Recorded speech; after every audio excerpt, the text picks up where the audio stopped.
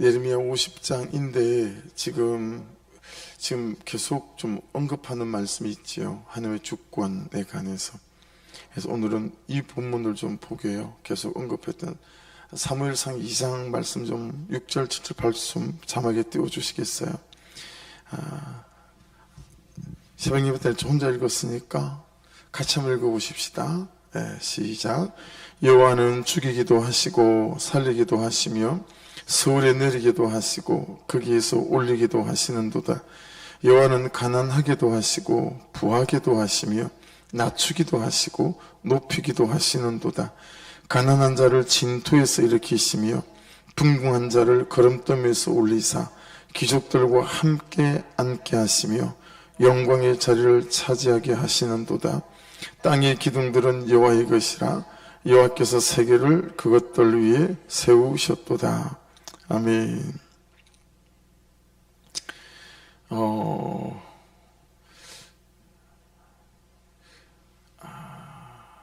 사울 왕이요. 네, 그가 그렇게 하나님의 은혜로 자기 스스로도 참 부족한 사람이다 라고 생각했던 그가 왕이 되어지잖아요. 그럼에도 불구하고 금방 그걸 잊어버리죠. 그죠? 그래서 정말 다윗을 못 죽여서 그리고 다윗 또한 그렇죠. 그 광야로 도망다니고 쫓겨다니며 참 그 하나님의 은혜로 그렇게 하나님의 사람이 되어졌던 그가 사무엘하 이제 11장 12장으로 가면 어느덧 하나님의 은혜들을 다 잊어버리죠. 그리고는 또 바스바와의 그런 어려움 가운데 나아가는 것들을 보게 되어집니다. 그래서 참 우리가 잘 잊어버려서 우리를 힘들게 만드는 게 뭘까? 그것들을 또 예레미야 말씀을 보면서 깨닫게 되어서요. 이제 엘가나라고 하는 사무엘의 아버지이잖아요. 한나가 첫 번째 부인이죠. 근데 아이가 없었어요. 두 번째 부인이 버닌나잖아요. 버닌나를 통해서 아들이 나왔는데 이 버닌나가 얼마나 한나를 괴롭게 만들었던지. 그래서 한나가 기도하잖아요. 그 기도가 얼마나 간절하고 사무쳤던 기도였는지 대제사장이 술 취한 줄 알았을 정도로 그랬었죠. 근데 하나님께서 이제 사무엘을 주셨을 때 우리가 읽었던 이 본문은 사무엘상 2장이거든요. 젖되고 난 다음에 사무엘을 하나님께 바치고 난 연후에 고백하는 내용이에요. 참 여호와는 죽이기도 하시고 살리기도 하시고. 근데 여러분 그 사무엘상 1장 마지막 부분에 한나가 하는 고백이에요. 한나가 이르되 자막에 떠죠. 한나가 이르되 내 주여 당신의 사심으로 맹세하나이다. 나는 여기서 내 주 당신 곁에 서서 여호와께 기도하던 여자라. 이 아이를 위하여 내가 기도하였더니 내가 구하여 기도한 바를 여호와께서 내게 허락하신지라. 그러므로 나도 그를 여호와께 드리되 그의 평생을 여호와께 드리나이다 하고 그가 거기서 여호와께 경배하니라. 여러분 이 말씀을 다시 이렇게 찾아보다가 이거 십자가에서 예수님을 우리를 위하여 드리신 것과 참 같다라는 생각이 이렇게 깨닫게 되어지더라고요. 그러니까 예수님이 우리를 위하여 예수를 드리신 거잖아요. 그 우리를 대신하여 죽으시고 우리의 죄를 사하시고 우리를 살리셨어요. 그렇죠? 근데 지금 한나는 나도 그를 여호와께 드리되 그의 평생을 여호와께 드리나이다. 하나님이 주셔서 나는 내 아들을 드립니다. 근데 우리는 하나님께서 아들을 주셨는데 우리는 우리를 드리는 이 삶이 잘 되어지지 않죠. 여러분 우리가 하나님께 우리를 드리는 가장 큰 게 뭘까? 그건 하나님을 잊어버리지 않는 거죠. 날마다 하나님 그분의 주권을 기억하고 하나님 안에 내 삶이 있음을 잊어버리지 않고 그분께 내 삶을 내어드리고 그분의 뜻 가운데 살아가는 것, 여러분 그것이 하나님을 잊지 않고 또 우리가 하나님께 우리를 내어드리는 게 아닐까라고 깨달아지는 거죠.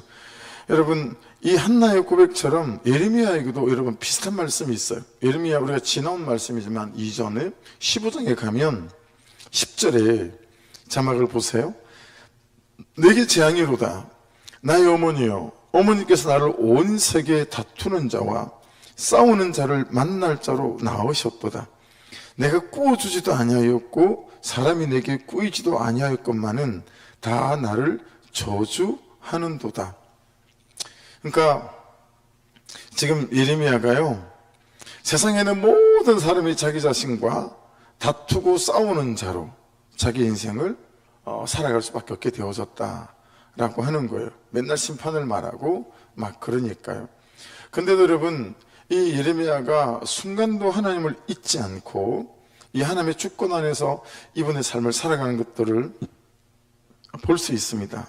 그래서 여러분 하나님의 구속사라고 하는 것은 내 삶에 일어나는 모든 환경과 사건들 안에서 나의 구원을 위해 하나님께서 일하신다라고 하는 것을 믿는 거죠. 그 안에 있는 거죠. 여러분 그래야 이게 하나님의 주권을 인정하는 것 아니겠어요, 그죠?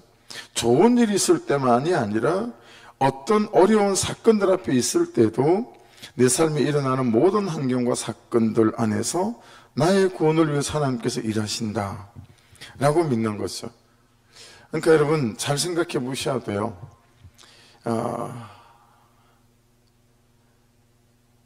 우리 인생의 변수는 현실이 아니에요. 또 현재도 아니에요. 부모님에게 물려받지 못한 재산 뭐 이런 거 아니에요. 나의 변수는 남편, 여자 집사님들 또 여자 성도님들을 만나보면 그분들의 인생의 변수는 남편이라고 생각해요. 남편 때문에 나도 이 모양 이 꼴이고 가정도 이렇게 되어졌다고 생각해요. 예.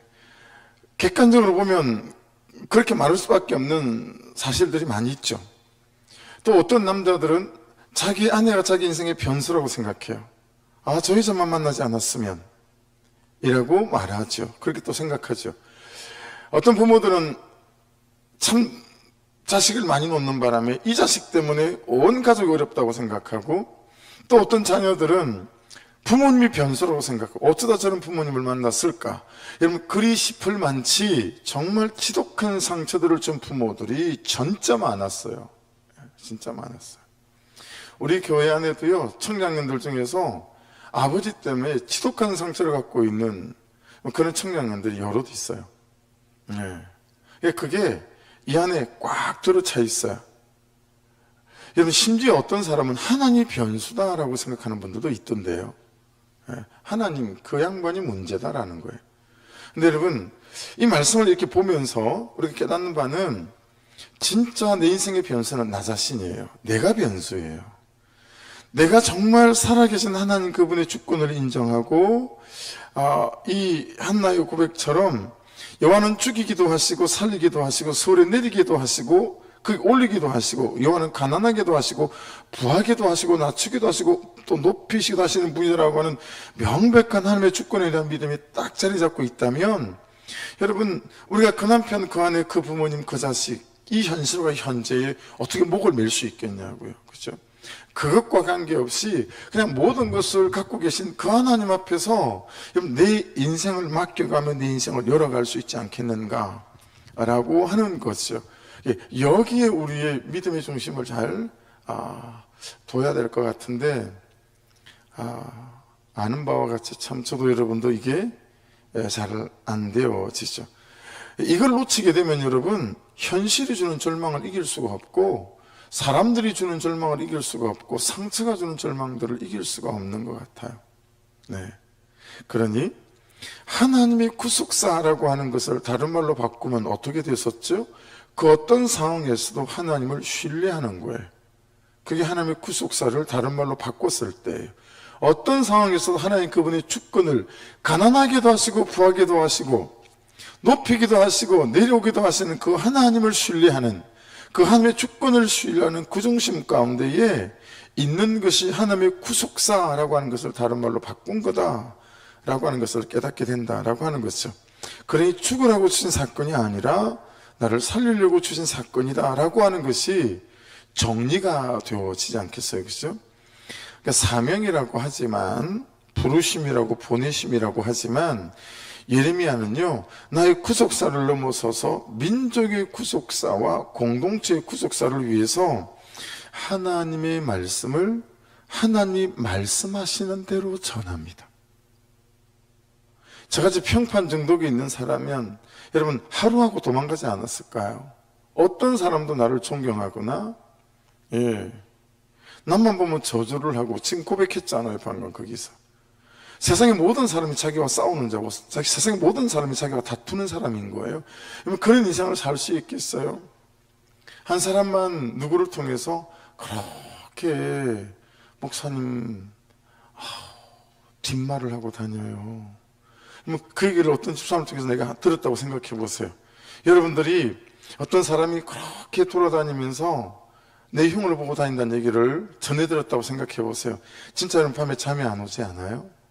분하기도 하고, 어떻게 말로 갚아줄까 싶기도 하고, 그렇죠? 어떻게 원수를 갚아줄까? 그런 마음들이 들지 않겠어요? 예레미야는 자기를 만난 모든 사람이 저주하고, 자기를 만난 모든 사람들이 비난하는 거니까, 그렇죠? 얼마나 예레미야가 힘이 들었을까요? 그래서 예레미야를 눈물의 선지자라고 부르는 거 아니겠어요? 근데 그가, 내가 이 말씀들이 하나님의 구속사 안에서 나를 살리고 이 백성을 살리는 말씀이다라고 믿는, 하나님을 신뢰하는 이 전제 안에서 이 말씀을 제하지 않고 감하지 않고 그대로 다 전하는 거예요. 근데도 아무도 좋아하지 않는 거죠. 말씀대로 전하는데 아무도 좋아하지 않는 거예요. 여러분, 말씀대로 사는데 아무도 좋아하지 않는다면 말씀대로 사시겠어요? 말씀대로 살아가는 전제가 뭐예요? 우리에게 잘 될 거다라는 전제를 가지고 말씀대로 살려고 하는 거잖아요, 그렇죠? 말씀대로 살면 사람들이 나를 좋아할 거다라는 전제가 있기에 우리가 그래도 어려워도 말씀대로 살려고 하는 거잖아요. 근데 예레미야는 그런 전제가 아예 없어요. 말씀대로 전해도 아무도 좋아하지 않을 거라는 전제를 앞에 놓고도, 여러분, 이 예레미야가 구속사 안에서 이 백성들을 위해서 말씀을 그대로 전하는 거예요. 여러분, 회개하라를 누가 좋아하고, 내 죄를 보고 가라 누가 좋아하고, 당신보다 그가 옳습니다를 누가 좋아하고, 살아계신 하나님만 바라보고 가고 네 죄만 보고 가야 됩니다, 이걸 누가 좋아하겠습니까? 그렇죠? 오죽하면 예레미야가, 어머니 저를 왜 낳았어요? 온 민족에 다투는 자와 싸우는 자를 만날 자로 저를 낳으셨습니다 라고 너무 괴로워하는 거예요. 그래서 여러분, 이스라엘 백성들이 짓는 죄에 예레미야가 요만큼의 죄도 보태지 않았어요. 그렇죠? 더구나 남유다 백성들의 죄에 대해서 예레미야 자신이 정죄하고 비판하는 게 아니잖아요. 왜 그렇게 살아? 예레미야 말이 아니라 하나님께서 전하라고 하는 말씀 액면 그대로 회개와 회심을 전했을 뿐임에도 모든 사람이 자기를 저주하는 거예요. 자기를 싫어하는 거예요. 이게 여러분 예레미야에게 고통인 거죠. 여러분 생각해 보셔야 합니다. 하나님의 주권 안에서 그를 사랑하라고 그래서 그를 사랑하는데 6개월을 했어요. 1년을 받아냈어요. 그가 요동치 않아요. 여전히 나를 미워해요. 그럼 계속 여러분 그를 사랑하고 그를 용납하고 받아낼 수 있겠어요? 어려운 얘기죠, 그렇죠? 그만치 여러분, 우리가 하나님의 주권을 인정하고 구속사 안에서 그렇게 그 걸음을 걸어 이제 가는 거죠. 그래서 예레미야가 참 우리가 놀라운 선생님이다라는 생각을 하게 되었습니다. 하나님, 제가 왜 이래야 되죠? 하나님, 제가 언제까지 이래야 되는 거죠? 뭐 이런 질문인 거죠. 거기다가 왜 하필 저예요? 왜 하필 저 여자일까요? 제가 뭐 이런 거죠. 그래서 여러분 성경에서 잘 보시게 되면 자신에게 없는 건 안 되는 거, 갔어야 하는 거, 그런 것에 그렇게 애절하고 간절하고 절제했던 사람들, 여러분 야곱 외에는 그런 하나님의 사람들을 찾아보기가 썩 쉽지는 않은 것 같습니다. 신명기 32장인데 같이 한번 읽어볼게요. 모세 선생님에 대한 말씀이에요. 시작. 너는 여리고 맞은편 모압 땅에 있는 아바림 산에 올라가 느보 산에 이르러 내가 이스라엘 자손에게 기업으로 주는 가나안 땅을 바라보라. 내 형 아론이 호르 산에서 죽어 그의 조상에게로 돌아간 것 같이 너도 올라가는 이 산에서 죽어 내 조상에게로 돌아가리니. 여러분, 모세 선생님이 이 아론 형님이 죽을 때 아이고 우리 형님 가나안 땅에 발도 못 디뎌보고 가시네. 하나님이 나는 가나안 땅에 발은 들여놓게끔 하시겠지. 여러분, 사람이라면 이런 생각 좀 있지 않았을까요? 되게 안타까웠을 거라고 생각해요. 괜히 하나님한테 저 말할 줄 몰라요. 그런 바람에 여러분 형까지 탁 낚아채서 같이 간 거 아닙니까? 같이 고생하는 고생 다 있어요. 그렇죠? 이스라엘 백성들의 그 반역과 배신을 다 봤어요. 그리고 광야 생활을 넘어왔는데 형이 먼저 죽을 때 형 어떡해? 너무 안타까웠을 거라고 생각해요. 근데 자기도 가나안 땅에 발을 못 들여놓는 거예요. 여러분, 제가 모세가 아님에도 불구하고 이 대목을 읽었을 때 너무 허망했어요. 왜 그랬을까요? 나도 그럴 수 있겠다 이런 거죠. 그러니까 여러분, 우리 이게 새성전으로 올 때 제가 참 겁이 하나도 안 났던 가장 큰 이유 중에 하나는 제가 모세 같을 수 있다라고 생각했기 때문에 그래요. 내가 할 수 있는 데까지 하나님께서 시키시면 할 수 있는 데까지 하고, 그리고 내가 할 수 없는 때가 되면 하나님께서 다른 사람을 통해서 하시겠지. 그러니까 이 교회가 내가 계속 있어야 될 교회라고 생각하지 않고 나를 통해서 끝까지 하실 거라고 생각하지 않고 시키는 만큼 나는 하다가 하나님께서 그만 시키시면 나는 두 손 들고 그냥 일어나면 된다. 그 생각을 하는 거니까, 그냥 맡기시는 만큼 내가 가겠습니다라고 하는 거니까 뭐 꼭 돼야 되는 것도 아니고 최선을 다해서 하는 거죠. 기도하며. 거기에 대한 내 거다 내 교회다 단 욕심이 없으니까 뭐 욕심이 없고 두려움이 없었고, 지금도 그런 거는 마찬가지인 것 같아요. 이런 모세를 나일강에다 던지시고 건지시고 40년간 애굽의 궁정에서 배우게 하시고 40년간 광야 모래바람을 맞게 하시고 이드로 양을 또 치게 하시고, 그쵸? 열재앙으로 출애굽을 시키시고 홍해를 건너시고, 그렇다면 적어도 가나안 땅에 모세의 발이 닿게는 만들어 주셔야 될 것 같은데 하나님은 가나안 땅에 발도 못 붙이게 한단 말이에요.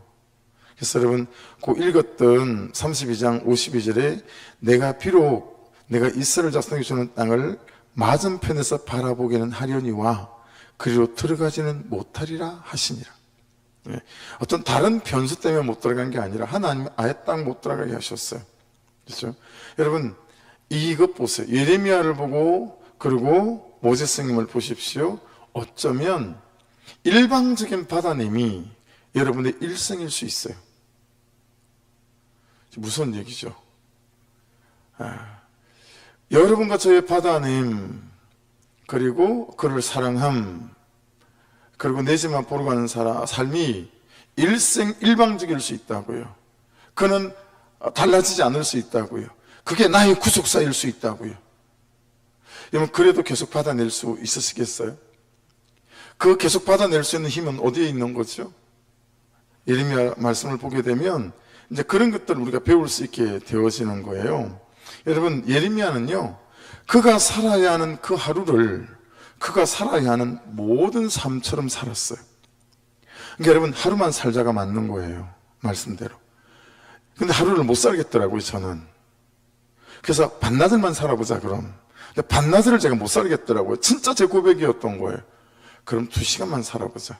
그래서 여러분, 어떤 날은 2시간만 살려고 몸부림을 치는 때가 있어요. 2시간만 살자. 2시간. 하나님, 이제 2시간만. 그리고 2시간이 딱 지났잖아요. 알람이 울리면 또 2시간만 살면 된다. 그렇게 24시간을 2시간씩 쪼개서 힘겹게 하루를 살아내야 될 때도 있더라고요. 어떤 것은 참기 위해서, 어떤 것은 내 정욕과 욕구들을 절제하기 위해서, 어떤 때는 내 욕심을 절제하기 위해서, 어떤 때는 내 혈기를 절제하기 위해서 2시간을 참고 살아가는 것 자체가 나의 구속사에서 너무 버거울 때가 있더라는 거죠.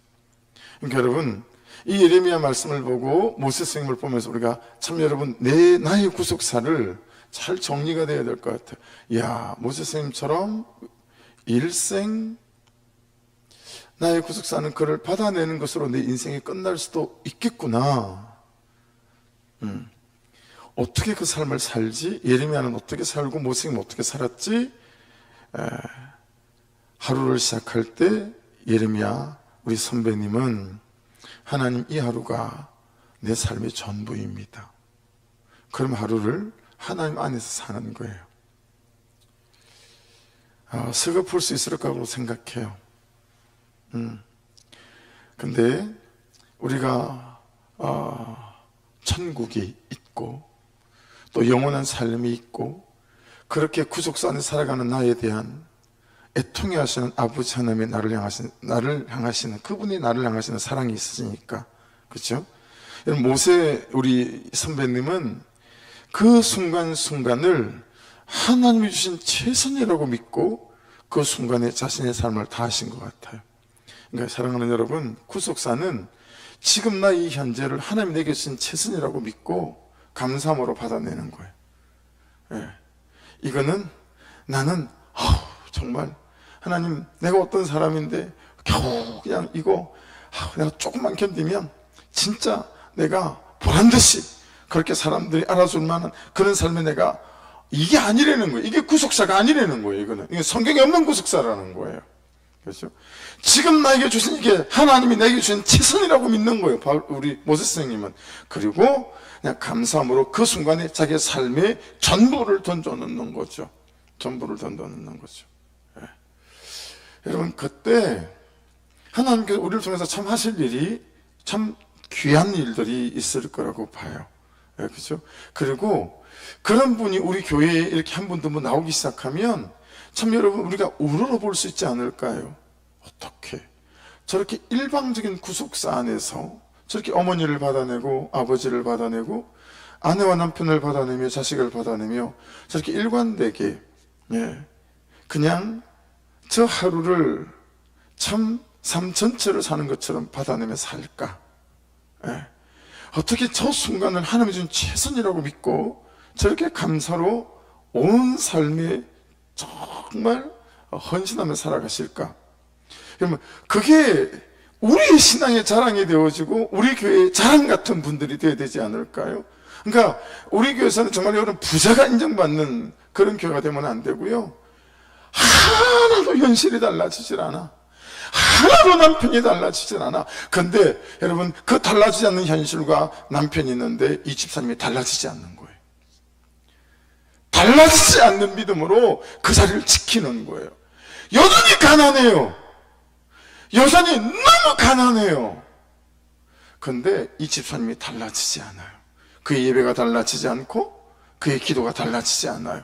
그의 헌신이 달라지지 않는 거예요. 그런 분이 우리 교회 어른이 되어야 되지 않겠어요? 그런 분이 우리 교회 장로님이 되고 근사님이 되고 그래야 되지 않겠어요? 그렇죠? 그런 교회는요, 목사가 바뀌고 달라진다고 한들 교회가 흔들리지 않아요. 한국 교회는요, 기복신앙을 쫓아가니까 목사가 바뀌잖아요. 개척했던 목사님이 5천명, 10,000명을 이루면 뭐 하겠어요? 담임 목사 바뀌면 교회가 산산조각이 나는 교회가 얼마나 많은지 아세요? 그러는 성도들이, 그런 복음이 구속사가 없는 거예요. 여러분이 그런 분이 됐으면 좋겠고 제가 그런 사람이 됐으면 좋겠어요. 목회라는 게 될 때도 있고 안 될 때도 있고 돈이 있을 때도 있고 없을 때도 있고 그러지 않겠어요? 그렇죠? 근데 참 우리 목사님 봤을 때 변함이 없어. 그런 목사 있으면 좋겠는데 좀 돈 없다고 찡찡 짜고 뭐 좀 안 된다고 찡찡 짜고 그럼 성도들이 볼 때 부끄러운 거죠. 그렇죠? 참 수준이 안 되는 거죠. 함량 미달인 거죠. 제가 우리 서로가 그렇게 바라볼 수 있는 사람들이 있어야 되지 않겠는가? 여러분, 가나안 땅에 발을 못 디딜 수 있어요. 그게 구속사, 나에게 준 최선이에요. 그런데 그걸 바라보면서 이 걸음을 걷는 거죠. 그렇죠? 그래서 여러분, 예레미야 15장 11절은 말씀이 이런 말씀이 있어요. 여호와께서 이르시되 내가 진실로 너를 강하게 할 것이요 내게 복을 받게 할 것이고 내가 진실로 내 원수로 지향고 환난할 때에 내게 간구하게 하리라. 치질이도 그렇게 살아가는데 야 결국 마지막 때가 되면 내 원수로 재앙과 환난의 때에 너에게 와서 간구하게 될 거야. 그러니까 바로 상황 형세를 바꿔주지 않으세요. 네. 대신 예레미야를 강하게 해주시겠대요. 할렐루야. 여러분 현실을 바꾸지 않으시는데도 여러분이 계속 붙어가시잖아요. 여러분을 강하게 하십니다. 저도 그렇게 됐으면 좋겠어요. 제가 좀 강한 사람이 됐으면 좋겠어요. 은혜에 강하고 믿음에 강한 목사가 됐으면 좋겠어요. 네, 흔들리는 목사가 될까 정말 두렵고 자꾸 딴짓 할까봐 두렵고 머리 굴릴까봐 두렵고 네, 그런 거죠. 예레미야의 오해를 풀어주는 거예요. 하나님이 백성들에게. 야 예레미야가 니들을 비난하는 게 아니고 내가 한 말을 얘가 그냥 가감없이 전달하고 있는 것 뿐이야. 하나님이 나타나셔서 막 예레미야에 대한 오해도 좀 풀어주시고 남유다 백성들이 예레미야가 선포한 대로 회개하고 막 돌아오기도 하고 막 자복하는 역사가 나타나고 애통하는 역사가 나타나고 뭐 이런 역사를 예레미야가 얼마나 기대했겠어요. 그렇지 않아요? 근데 아무도 안 들어요. 아무에게도 메시지가 들리지 않는 거예요. 듣지 않고 들리지 않으니 아무도 회개하지 않고 아무도 돌아오지 않았어요. 예. 여러분 제가 사건 목사로 살면서 제가 여러분 구소의 복음 앞으로 돌아오면서 두 번째로 놓은 게 변화예요. 변화. 첫 번째 놓았던 건 교회 성장이고 두 번째는 변화였어요. 성도들이 변화되지 않는 게 그렇게 화가 났어요. 왜 그랬을까요? 변화돼야 제가 써먹을 거 아니에요. 교회 성장할 수 있도록 성도들을 도구로 나사로 볼도로. 근데 이놈의 성도들이 변화가 안 되니 써먹을 수가 있어야죠. 헌금도 턱턱하고 밤이고 낮이고 부름 와서 헌신도 하고 그런 변화가 있어야 목회가 재미가 있지 않겠어요? 근데 변화가 되지 않으니 화가 나는 거죠. 저 인간은 왜 변화가 안 돼? 여러분 구소의 복음 앞에서 사건 목사인 저를 보고 직면하고 회개하니까요 변화가 딱 내려놓게 되더라고요. 하나님 그가 변화되든가 변화되지 않든가 이제 관계없습니다. 하나님 변화시킬 때까지 전 그와 함께 걷겠습니다. 그에게 비가 오면 같이 비를 맞고 바람이 불면 같이 바람을 맞으며 이 걸음을 걸어가겠습니다. 항상 뭐 그런 마음이 있는 건 아니에요. 가끔 그래요. 뭐 기대를 많이 하시지 않기를 주의 이름으로 부탁을 드립니다. 아유 모자란 저를 아시면서 그런 기대를 하면 대단히 곤란한 대단히 곤란하죠. 그러니까 참 처절하게 많이 울었던 것 같아요. 세상에 성도들의 변화를 써먹으려고 기대했던 목사였으니 이걸 어디 가서 이걸 참 진짜 말도 안 되는 세월을 너무 많이 살았어요. 아무도 돌아오지 않는데 예레미야가 끄떡이 없는 거예요. 참 진짜 천국권을 원하면 이분은 안 만나보고 싶어요. 진짜 어떻게 생겼는지 생겨먹길 원래 그런 사람은 생겨먹은 건지 예레미야가 요상한 방식으로 또 회개의 메시지 저주의 메시지를 들고 신의 복판으로 또 나가는 거예요. 여러분 어제 그렇게 사람들로부터 저주를 받고 비난을 받고 들어왔는데 밤에 잠이 안 오는 거죠. 그 저주받은 것 때문에. 근데 아침에 일어나면 아무 일도 없었다는 듯이 다시 그 이스라엘 백성을 저주하는 그 메시지로 나 또 신의 한복판에서 외치는 거예요. 이 저주받을 백성들아 회개해라. 이게 진짜 목사예요. 그쵸? 근데 제가 자꾸 그러면 여러분 싫어하잖아요. 저를 미워하고 그리고 막 하여튼 회개하십시오. 참 예레미야를 보면 너무 회개가 돼요. 제가 그러니까 여러분 이런 것 같아요. 예레미야는요 자신을 향한 그들의 저주를 그들을 향한 애통함으로 이기는 것 같아요. 이런 목사가 너무 되고 싶어요.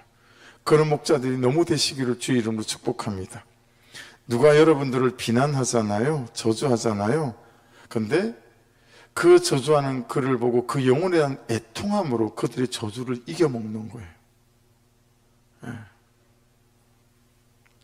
자신을 향한 그들의 빈정거림과 폭력을 그들을 향한 사랑으로 이겨먹는 거예요. 그런데 우리는 데려주면 말로 갚잖아요. 할렐루야.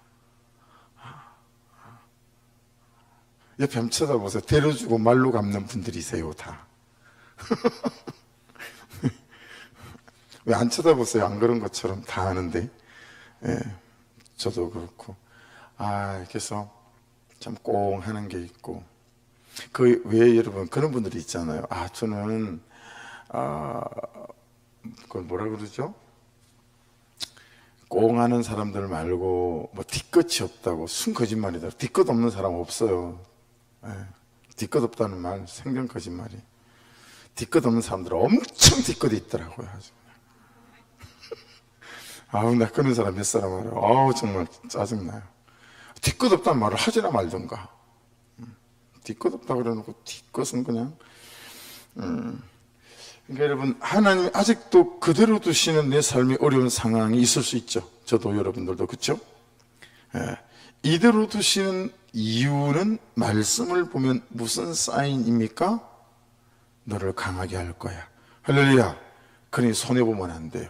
이 현실을 그대로 두고 그 사람을 그대로 둔다면 그 두는 시간만큼 저와 여러분은 강해져야 될 줄로 믿습니다. 그래서 붙어가야 돼요. 붙어가야 강해서 가요. 근데 그거 안 변한다고 흘러 떠내려가면 있던 은혜도 다 까먹죠.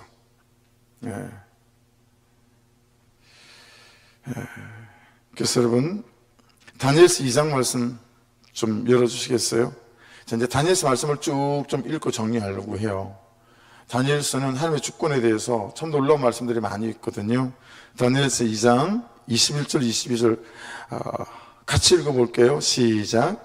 그는 때와 계절을 바꾸시며 왕들을 폐하시고 왕들을 세우시며 지혜자에게 지혜를 주시고 총명한 자에게 지식을 주시는도다. 그는 깊고 은밀한 일을 나타내시고 어두운 데 있는 것을 아시며 또 빛이 그와 함께 있도다. 할렐루야. 여러분, 계절도 바꾸시며, 이건 무슨 얘기예요? 지구의 자전과 공전, 이걸 주장하시는 분이세요. 우주를 주장하시는 분이세요.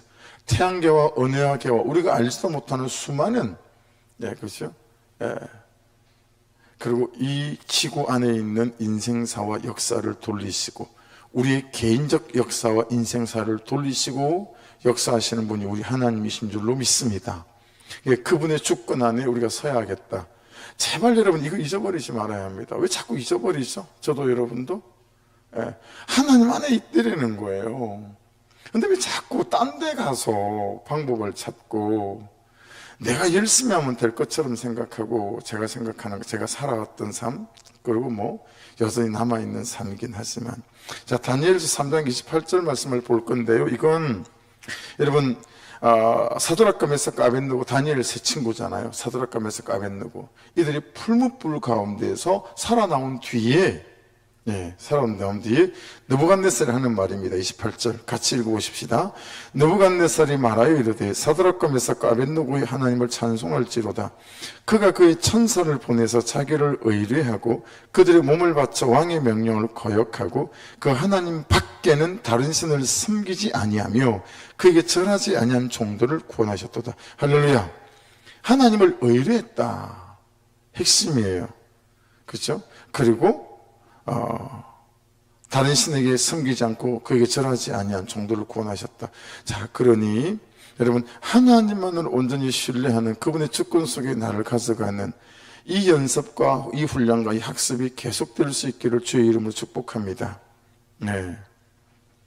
그러니까 큰 교회 부러워할 거 없고, 부자 부러워할 거 없고, 돈 많은 사람 부러워할 거 없고, 우리의 부러운 것은 이런 거예요. 하나님을 의뢰하는 사람. 의뢰하는 사람.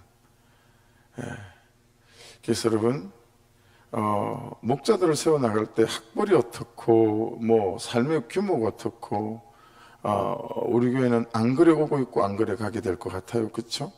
하나님을 의뢰하고 말씀을 의뢰하며 참 어떤 상처와 실패 가운데 있었든지 관계없이 그 사람이 지금 자기의 삶을 어떻게 살아가는가, 그리고 그 하나님을 의지하는 사람들이 살아난 사람들이니까 또 살리는 사람이 될 수 있겠죠. 자, 다니엘서 4장 32절도 같이 읽어보십시다. 시작. 내가 사람에게서 쫓겨나서 들짐승과 함께 살면서 소처럼 풀을 먹을 것이요 이와 같이 7대를 지내서 지극히 높으신 이가 사람의 나라를 다스리시며, 자, 거기부터 눈으로도 밑줄을 그어보십시오. 지극히 높으신 이가 사람의 나라를 다스리시며 자기의 뜻대로 그것을 누구에게든지 주시는 줄을 알기까지 이르리라 하더라. 할렐루야. 자, 그러니 변수는 나라고요. 남편, 아내, 부모님, 현실, 현재 아니라고요. 변수는 나라니까요. 자기의 뜻대로 그것을 누구에든 주실 수 있다는 거잖아요. 어떤 분에게 자기의 뜻대로 줄 수 있겠어요? 말씀에 합한 자들, 말씀을 붙잡고 씨름하고 말씀대로 살기 원하는 그 사람들이 하나님 그분의 뜻에 합한 사람들인 줄로 믿습니다. 그리고 그분들에게 그 사람들에게 맡기겠다라는 거 아니겠어요? 내가 변수죠. 현실이 변수가 아니에요. 내가 오늘 두는 한 수, 그렇죠? 내가 오늘 두는 한 수, 그게 말씀대로의 적용인가? 상처가 변수 아니에요. 옛날에 했던 실패가 변수 아니에요. 아무것도 변수가 아니에요. 어떤 부모는 변수 아니에요. 내가 변수예요. 내가 망하게 하는 것도 나고 막히게 하는 것도 나고 나라고 하는 거예요. 그거 아니에요.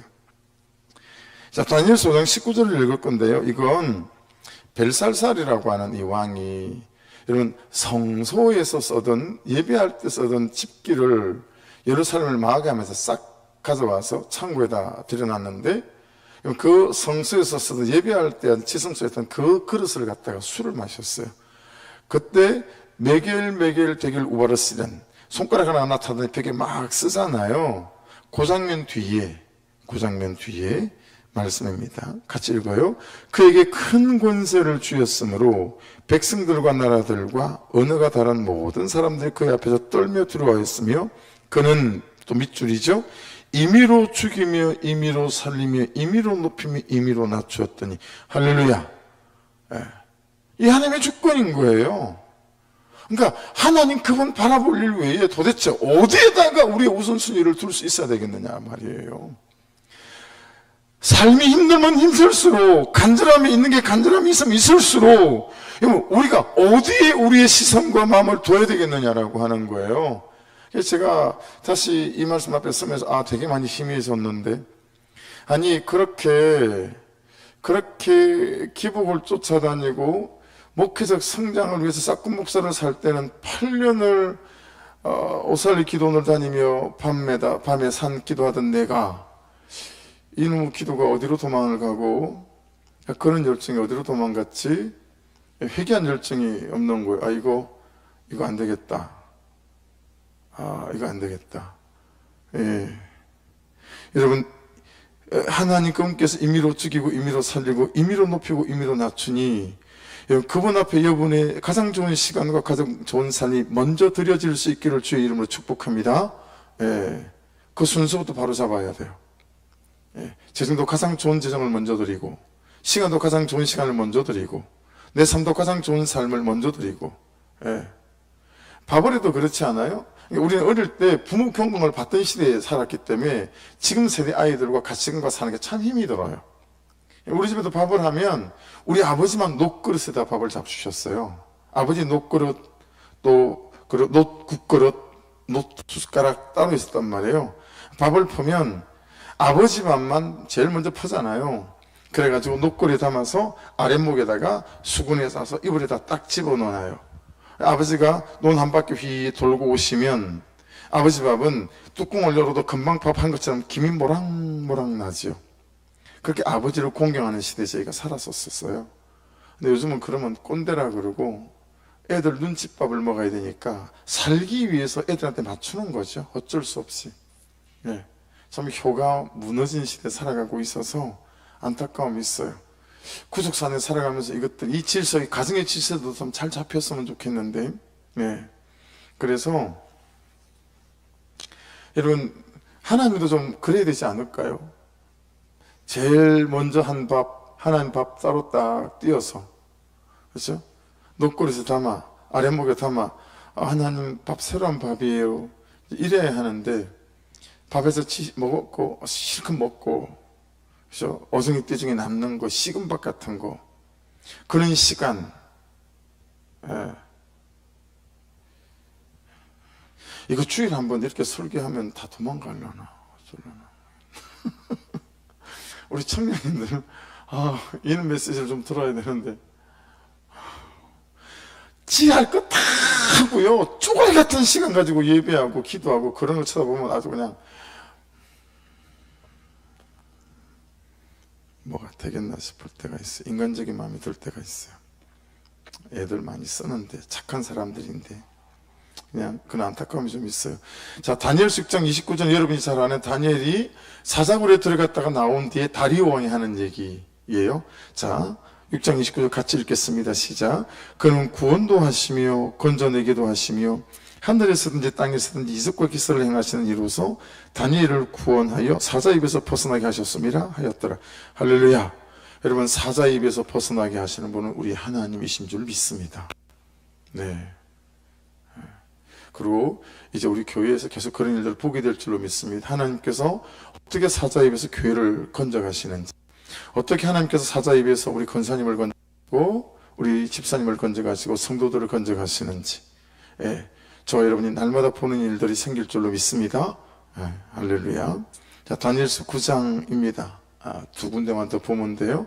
이제 여러분, 이거 익숙한 말씀이에요. 다니엘서 9장 같이 읽어볼게요. 천천히.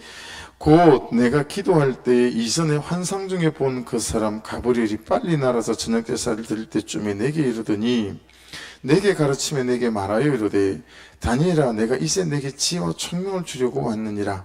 곧 내가 기도를 시작할 쯤에 명령 내렸으므로 이제 내게 알리러 왔느니라. 너는 크게 은총을 입은 자라. 그런 정도는 이 일을 생각하고 환상을 깨달을지니라. 기도를 시작할 쯤에 벌써 하나님께서 여러분 보냈어요. 가브리엘 천사를. 자, 그런데 10장 13절로 훌쩍 넘어가 볼게요. 10장 마지막 말씀입니다. 시작. 그런데 바사 왕국의 군주가 21일 동안 나를 막았으므로 내가 거기 바사 왕국의 왕들과 함께 머물러 있더니 가장 높은 군주 중 하나인 미가엘이 와서 나를 도와주므로, 여러분, 영적 전쟁, 다니엘 21일 기도하는 이유가 여기 있잖아요. 벌써 나도 기도 시작했고 하나님도 가브리엘을 보냈는데 영적 전쟁이 있더라는 거예요. 21일간 막아섰다. 미가엘이 와서 뚫고 나왔다 라고 하는 거죠. 여러분, 우리도 구속사를 따라가고 하나님 그분의 주권을 인정하고 나아가는 삶 앞에 항상 영적 전쟁이 있죠. 예, 뭐 내가 엎어질 때 난 안 되나 보다, 영적 전쟁이죠. 그리고 내가 좀 구속사를 따라가는 것 같은데 싶은데 내 옳고 그름으로 그 사람을 보는 것도 영적 전쟁이죠. 예, 그래서 우리가 은혜를 붙잡아야 되겠다. 은혜, 정말 예수께서 십자가에 피 흘려주신 그 은혜, 그걸 붙잡아서 서로 은혜로 부둥켜 안고 은혜로 기다려주는 일들이 공동체 안에서 무엇보다도 잘해야 될 것 같다. 예, 처방은 10번째 거면 은혜는 첫 번째 거야 되겠다, 이런 건 거죠. 예, 그래야. 그리고 성령 하나님, 이 보혜사 성령, 이 보혜사의 권세와 능력으로 말미암아 이 영적 전쟁 가운데서 우리가 같이 혼자만 못하지만 공동체가 삼겹줄이 되어져서, 예, 그렇게 하는 거죠. 그렇게 될 때 우리가 이길 수 있겠다 싶은 거죠.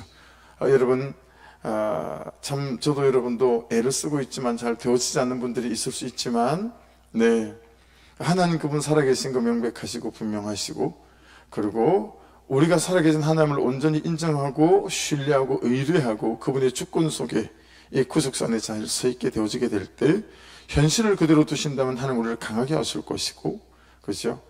그래서 그런 일이 없겠으나 혹여 모세 스님처럼 가나안 땅에 발을 디디지 못하게 한다 할지라도 예레미야처럼 참 변하지 않는 그들에 대한 애통함으로 여러분 그를 이기고, 그렇죠? 이 한날이 내 삶의 전부인 것처럼 또 믿음 안에서 이 한날을 또 살아가시면서, 여러분, 이 한 해 참 모세 스님 같고 다니엘 같고 그는 믿음의 좋은 선배들이, 또 스승들이, 선생님들이 생기셔서 여러분들을, 저를 보는 것만으로도 구속사가 이해가 되고 해석이 되고 배워져가는 그런 은혜가 있는 한 분 한 분 되실 수 있기를 주의 이름으로 축복합니다. 기도하겠습니다. 기도하실 때 이 한 가지 기도 제목으로 자유롭게 기도 시작하십시다.